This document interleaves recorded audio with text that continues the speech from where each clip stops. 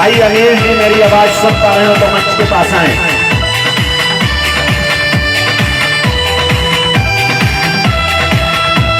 Present by Durga music Thawe कोलंबर के पास। तनी बच के रहा न तो ऐसा ठुमका मारो कि गोपालगंज के गिरबा बुझला। कहीं गोपालगंज तक गर्दा उड़ैनी छपरा में जाके हम छक्का छोड़ैनी। कहीं गोपालगंज तक गर्दा उड़ैनी छपरा में जाके हम छक्का छोड़ैनी। कहीं गोपालगंज तक गर्दा उड़ैनी छपरा में जाके हम छक्का छोड़ैनी। अरे ऐसा खेलैनी कमरिया मजाले उठा के घमरिया। अरे ये जेल सिवान मजाले उठा के घमरिया। कहीं गोपालगंज तक गर्दा उड़ैनी छपरा में जाके हम छक्का छोड़ैनी। अरे ऐसा खेलैनी कमरिया अरे ये जेल सिवान मजाले उठा के घमरिया। अरे ये जेल सिवान मजाले उठा के घमरिया।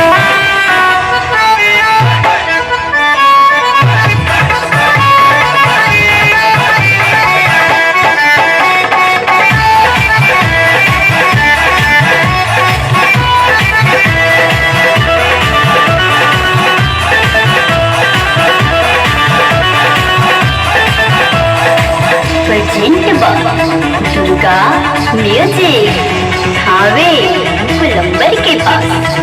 मोती हरी हमके कुछ न कैलस जहाँ भी गई वो जमो गए घटैलस। मोती हरे हमके कुछ न कैलस जहाँ भी गई वो जमो गए घटैलस। टुकड़ा के लइका संफर दोना तू ध्यान हो सब पर भातारे हवे जिला सिवान हो। अरे जिला सिवान मजहली उठा के घमरिया। अरे जिला सिवान मजहली उठा के घमरिया।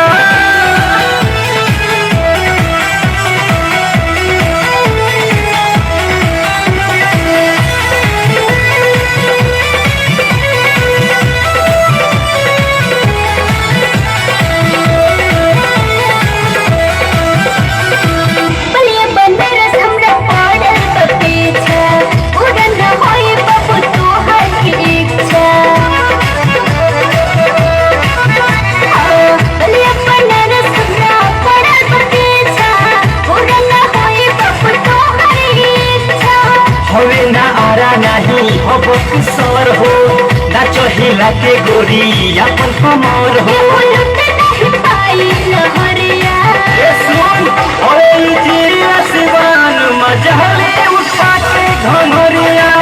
अरे जिला सिवान मजहले उठा के घमरिया।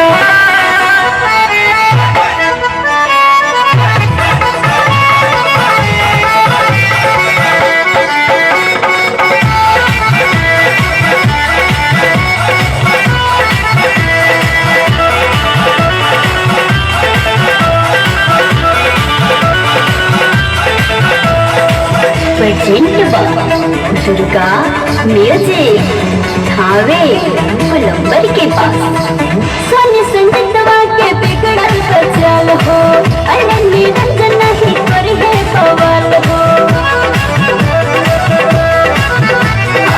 सोने संगतवा के बिगड़ल बचल हो अनन निरंजन नहीं कर है बवाल हो।